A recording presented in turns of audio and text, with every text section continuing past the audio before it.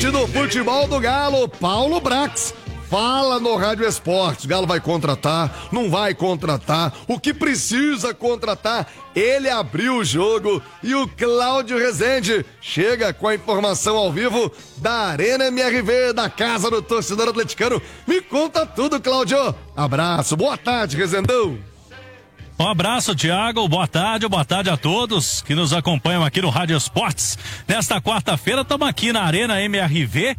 Agora, há pouco, tivemos a 4ª edição do Por Dentro do Galo, que é o projeto que o Atlético vem fazendo esse ano para destrinchar os departamentos do clube, para que a gente, né, que está no dia a dia, os jornalistas que acompanham o Atlético possam passar detalhes, conhecer melhor, né, os departamentos do clube para passar ao torcedor.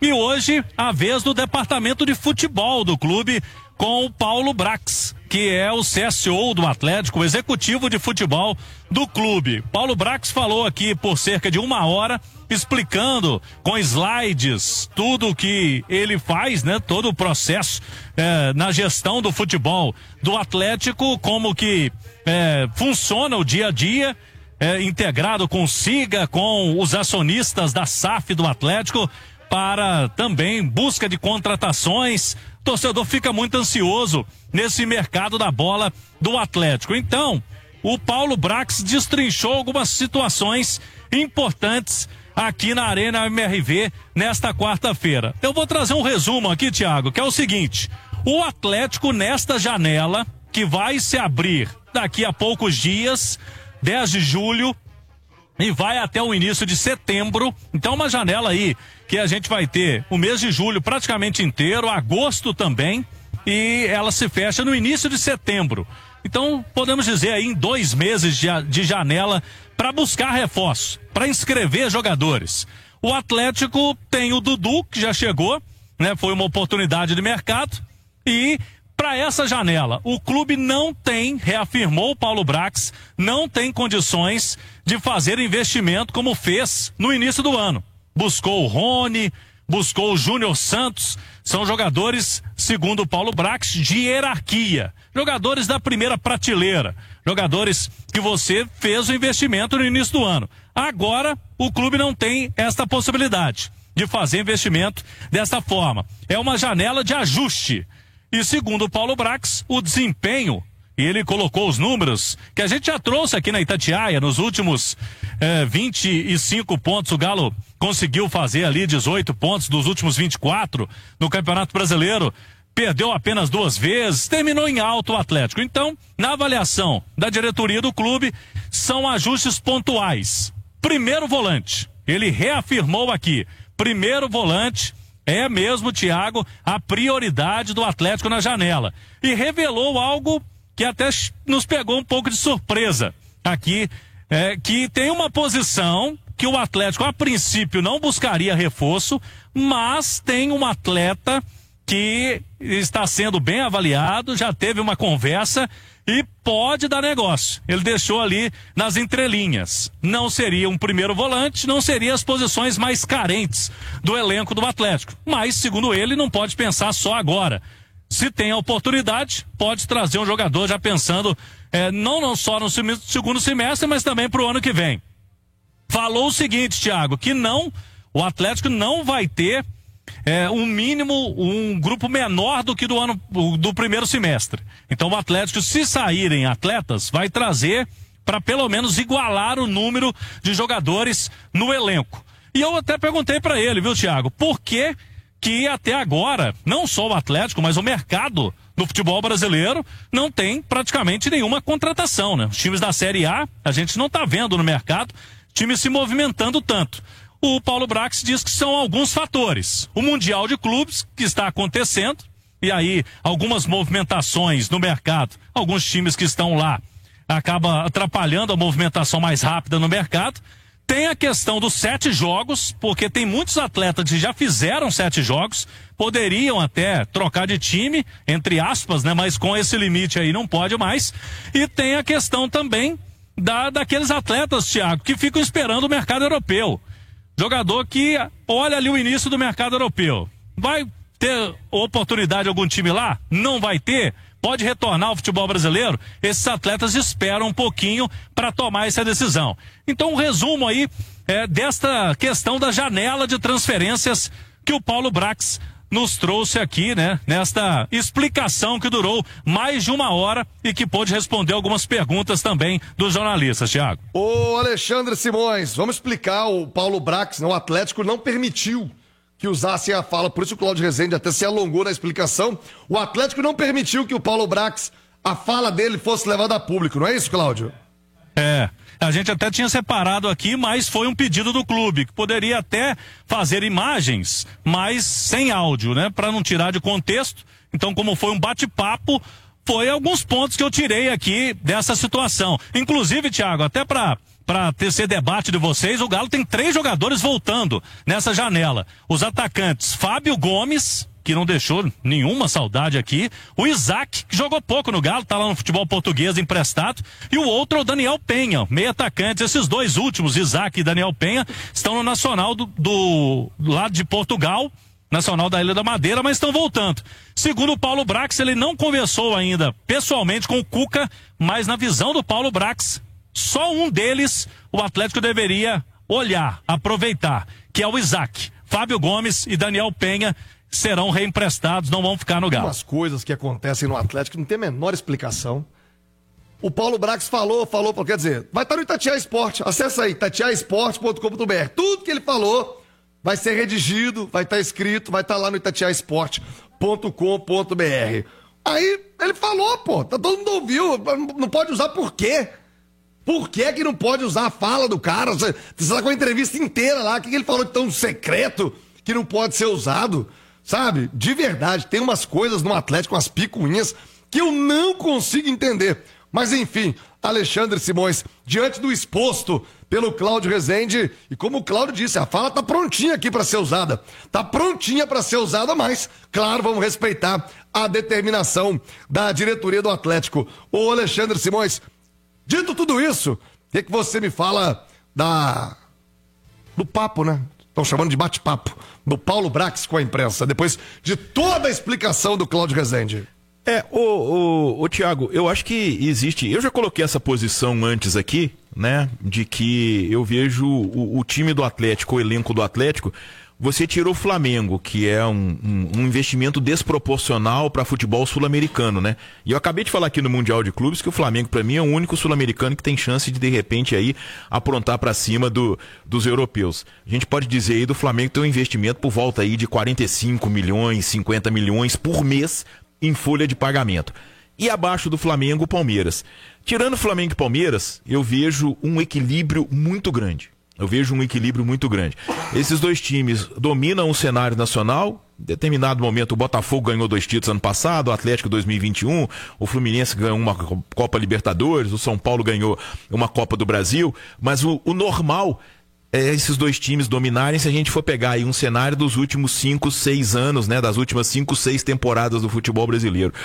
O que eu vejo em relação ao Atlético, em relação à janela, e com certeza isso foi muito um assunto debatido nesse papo com o Paulo Brax, o Thiago, é que eu enxergo um certo exagero, sabe? A gente vê claramente que o Atlético precisa de um movimento ali de 2, 3 posições, né? Eu até peguei aqui, primeiro volante, o Atlético não tem nenhum. Precisa de primeiro volante? Precisa. Em outros setores, tá sobrando gente? Tá.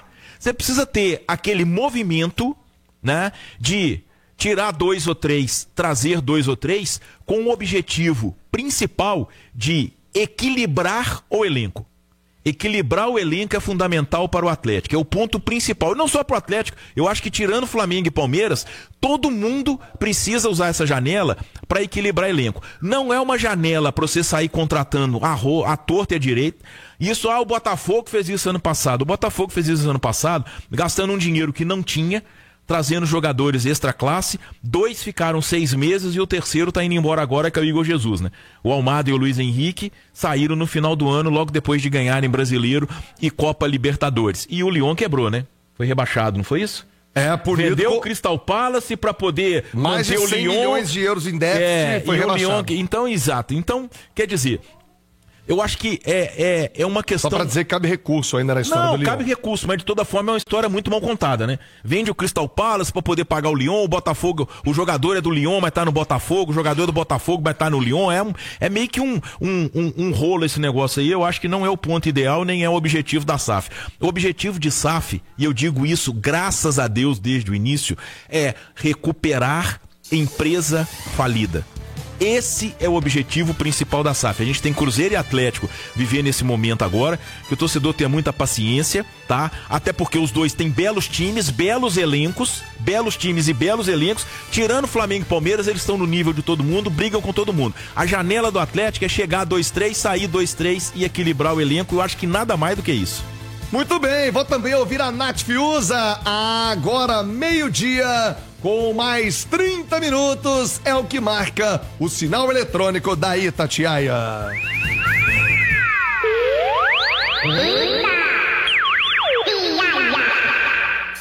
Ô, Nath Fiuza, quero te ouvir também a respeito do que o Cláudio Rezende nos contou. Aliás, o clube fala tanto em transparência, o diretor, não foi uma entrevista, foi um bate-papo, mas não podemos ouvir a palavra dele. Então, do que discorreu o Cláudio Rezende, a sua opinião, Nath? É difícil ter transparência dessa forma. A gente até compreende, né, a ideia de ser uma coisa ali mais informal, intimista mesmo, dos jornalistas terem a oportunidade de ter o entendimento interno ali do clube, mas por vezes seria muito melhor o torcedor ouvir do próprio diretor de futebol do que ter que entender pelo jornalista, por mais que a explicação do Cláudio seja sempre muitíssimo bem feita, né, porque é um profissional de excelência. Mas vamos lá, eu acho que é o seguinte, quando ele elenca ali a posição, né, as posições prioritárias, eu acho que ele faz uma análise correta, pelo menos eu vejo dessa forma, a prioridade ali do primeiro volante, porque é uma carência muito grande nesse elenco, de qualidade, principalmente de quantidade, não tem, né? O Atlético joga com outros jogadores de meio campo, meio que improvisados nessa posição, que dão conta do recado, como o Alan Franco, como o Patrick, mas eles poderiam ser melhor aproveitados, talvez jogando um pouco mais adiantados, e o Atlético precisa ter opções também para essa posição, que é muito importante, porque são jogadores que ficam expostos, né? A suspensão, a cartão, enfim, são jogadores de combate ali, de pressão, e são jogadores de muita importância para esse time ser um time mais seguro, um time mais compactado. Por vezes o Atlético sofre ali na cabeça de área, à frente dos zagueiros. Agora, me chamou a atenção isso que o Cláudio trouxe, dele falar que talvez o Atlético precise buscar uma posição que inicialmente não buscaria. Eu imagino que talvez possa ser zagueiro, viu? Não sei se pode ter alguma coisa a ver com o Lianco, que está muito valorizado. O Atlético até disse que não tem a intenção de negociá-lo, né? E acho que é o caminho correto, porque é o melhor zagueiro que o Atlético tem, mas não sei. Fiquei pensando se não é alguém que está aí valorizado, ou se pode ser até o próprio Rubens, né? Que também está sempre aí no radar. Mas fiquei pensando que esse jogador que inicialmente não seria contratado, mas que talvez o Atlético tenha que buscar, pode ser um defensor. E concordo com o Simões, que é muito mais tirar quem não corresponde e colocar outros de maior nível técnico no lugar, mas é uma dificuldade para o Atlético também se desfazer daqueles que não rendem, né, Thiago? Como o Fausto Vera da vida e alguns outros que estão por aí que não correspondem. Ô, Cláudio, até em cima de que disse a Nath, né? O Atlético também tá querendo, tentou a informação que você já trouxe aqui, colocar o Fausto Vera no mercado e não aconteceu ainda. Aliás, o mercado tá bem fraco, bem parado, não só pro Atlético, mas de modo geral aqui no futebol sul-americano. Tentou o Fausto Vera, a informação de que tentou colocar também o Bernard para ter um alívio na folha, um respiro, mas ainda nada aconteceu, né, Cláudio? E além desses dois nomes aí que você já citou, e se chegar a proposta o Atlético vai ouvir e pode realmente liberar os atletas, o Igor Rabelo, o empresário dele, está sim procurando alternativas, até porque o Igor Rabelo tem contrato até o fim do ano e o Atlético não vai renovar o contrato do Igor Rabelo. E tem uma outra situação, e aí vai de encontro que a Nath falou, de zagueiro, não só a ideia, né? O Galo não quer vender o Lianco agora, vai tentar segurar o máximo possível, assim como Rubens e Coelho são jogadores valorizados, mas o Atlético, para esses nomes aí, não quer a conversa nesse momento, né? Só se vier aquela proposta irrecusável, né? milhão de dinheiro, os rios de dinheiro aí que não dá para segurar, mas fora isso não é a intenção de perder titulares importantes, mas o Vitor Hugo também, Thiago, que acabou até aqui não emplacando no Galo também, é outro jogador com contrato até o final do ano. Então talvez você tendo um zagueiro aí de prospecção, um zagueiro importante, que pode ter futuro, você vai perder 2, entre aspas, né, jogadores no final do ano. Perder que eu falo porque o Igor Rabelo não vai ficar e pode até sair agora, e o Vitor Hugo, que neste momento, pelo cenário, também para 2026 não deve continuar. Então o Galo fazendo esses ajustes pontuais no elenco, Thiago. Agora, tem uma história também que chama a atenção do torcedor, é quanto à base, né? Ele falou muito da base. O Paulo Brax admitiu que todas as críticas feitas às categorias de base do Atlético, né? Os resultados do Sub-20, está na zona do rebaixamento, perdeu mais uma ontem. Sub-17, o time não é protagonista nem no Campeonato Mineiro. O Galo não vence o Campeonato Mineiro Sub-20 desde 2019. Então, faz muito tempo que o Galo não é protagonista na base nem aqui em Minas Gerais. Então o Galo tem um projeto aí, Thiago, para a geração 2008, 2009, que tem, por exemplo, o Gabriel Veneno, né, um jogador que tem muita esperança do Atlético. É uma geração que o Paulo Brax está colocando expectativa, porque a geração atual não tem quase ninguém para buscar. Na verdade, não tem ninguém para buscar na base, né, Thiago? O Atlético está para ser rebaixado no Campeonato Brasileiro Sub-20, né? Convenhamos, é uma vergonha o Atlético com a estrutura, com o investimento que tem. Brigar para não cair no Campeonato Brasileiro Sub-20.